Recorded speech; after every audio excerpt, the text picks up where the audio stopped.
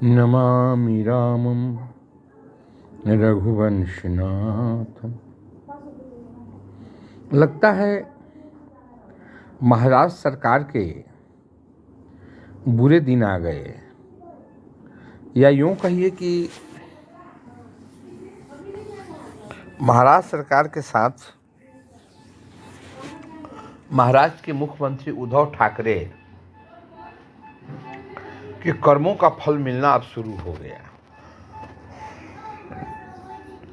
दो मंत्री, काबीना मंत्री, एक गृह मंत्री और एक नवाब साहब जो कबाड़ से मंत्री बने, दोनों जेल में हैं। संजय राउत की पत्नी के ऊपर ईडी है, उद्धव ठाकरे के साले के ऊपर ईडी है।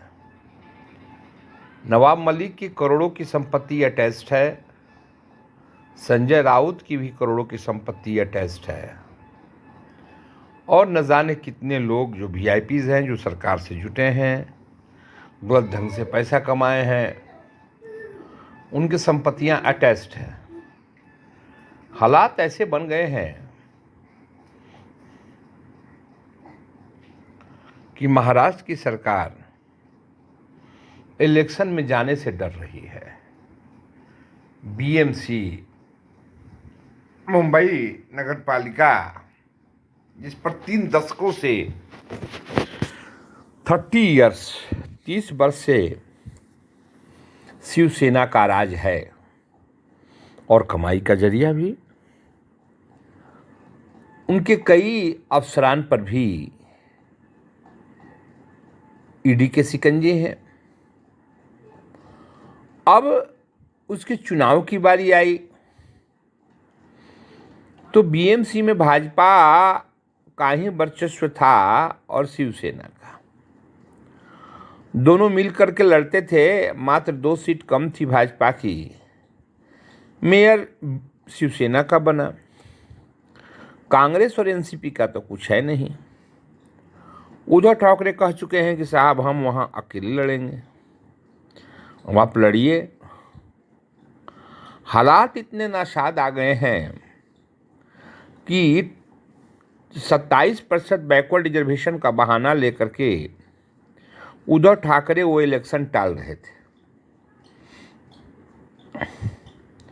इनकी टालने की चाल को उच्चतम न्यायालय ने बखूबी समझा और अभी 2 दिन हुआ इन पर चाबुक चलाया कि 2 वीक्स 14 दिन के भीतर आप डेट डिक्लेयर कीजिए और बीएमसी का चुनाव कराइए। अब सुप्रीम कोर्ट का सुप्रीम फैसला, इसे कौन चैलेंज करे? अब पालिका के नगर निगम के चुनाव से, म्युनिसिपल कॉरपोरेशन के इलेक्शन से श्रीमान उद्धव ठाकरे शिवसेना के महामहिम भाग रहे थे, क्योंकि भाजपा का तो अब साथ नहीं है। अब वहां बोलबाला है भाजपा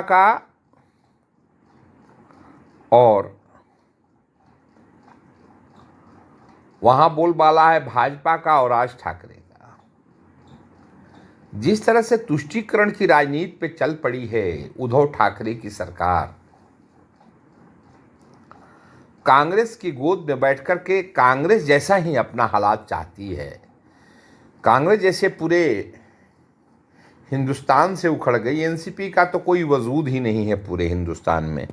एक महाराष्ट्र में कुछ विधायक जिता पाती है। तो कांग्रेस जिस तरह से उखड़ रही है, सब जगह से उखड़ गई, साउथ, नॉर्थ, वेस्ट, सब जगह से उखड़ गई। सिर्फ छत्तीसगढ़ और पंजाब में, सिर्फ छत्तीसगढ़ में उसकी सरकार है, पंजाब की भी सरकार उसकी गई, और सिर्फ राजस्थान में है, 2 जगह है। हालात इस तरह से बनते जा रहे हैं कि उद्धव ठाकरे को अब इलेक्शन में जाना पड़ेगा और 30 वर्षों का कीर्तिमान उनको छोड़ना पड़ेगा। काहे कि वहां भाजपा राज ठाकरे की जीत सुनिश्चित है।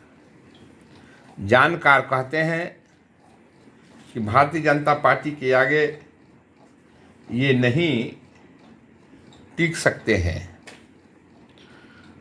धन्यवाद।